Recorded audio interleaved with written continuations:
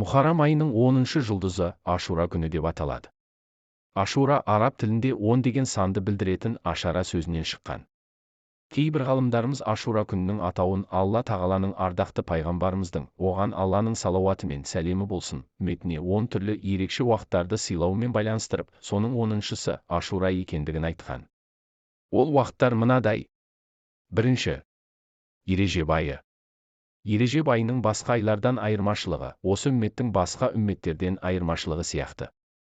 Екінші. Шағбан айы. Шағбан айының басқа айлардан абзалдығы, ардақты пайғамбарымыздың, оған Алланың салауаты мен сәлемі болсын, басқа пайғамбарлардан абзалдығы іспеттес. Үшінші. Рамазан айы. Рамазан айының басқа айлардан айырмашылығы, Алла тағаланың құлдарынан айырмашылығы сияқты. Төртінші. Қадыр түні. Қадыр түні 1000 айдан хайырлы. Бесінші. Ораза айты. Ораза ұстағандардың сауабы берілетін күн. Алтыншы. Зулхижжа айының алғашқы 10 күні Алла тағаланы зікір ететін күндер. Жетінші. Арафа күні. Арафа күнде ұсталатын ораза 2 жылдық күнәларға кәффарат. Сегізінші. Құрбан айт күні. Аллаға жақындататын, рухани дәрежелердің көтерілетін күні. Тоғызыншы. Жұма күні. Күндердің мырзасы. 10-шы. Ашура күні. Ашура күнгі ораза 1 жылдық күнәларға кәффарат. Ашура күні ең басты амал ораза ұстау. Ғалымдарымыз Рамазан оразасы парыз болмай тұрғанда Ашура күні ораза ұстау уәжіп болғанын айтқан. Рамазан оразасы парыз етілгеннен кейін Ашура күнгі ораза сүннет боп қалды. Ардақты пайғамбарымыз, оған Алланың салауаты мен сәлемі болсын, бұл күн Ашура күні. Ол күні ораза ұстауды Алла тағала сендерге парыз етпеді. Бірақ менің аузым берік. Ораза ұстағысы келген ұстасын, ұстағысы келмеген ұстамасын деген жеткізген имам Бұхари.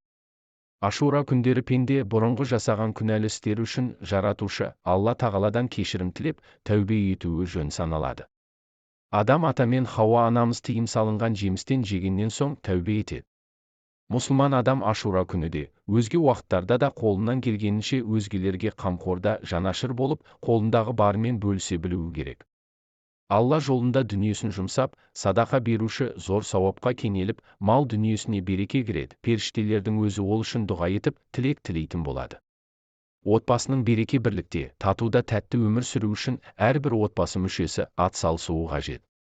Ол үшін өзара сыйластық, жылы қарым-қатынастан да бөлек, отбасы мүшелеріне ерекше көңіл бөліп, оларды қуантатын арнайы күндер болғандығы жақсы. Осындай отбасылық қарым-қатынасты нығайтып, өмірлік жарымызды, балаларымызды қуантуымыз қажетті болған күндердің бірі Ашура күні. Ашура күні ізгілік амал жасаудың сауабы артық болғандығы сияқты, бұл күндері тыйым етілген істі жасаудың да күнәсі ауыр. Ендеше біз де Ашура күні Алла тағаланың берген нығметтеріне шүкірлік етіп, нәпіл ораза ұстап, қайырымдылық істер атқарып, шамамыз келгенше жақсылық амалдар жасап қалуға тырысайық. Алла тағала Мұхаррам айында Ашура күнінде жасаған құлшылықтарымызды, ізгі істерімізді, дұға тілектерімізді қабыл алғай.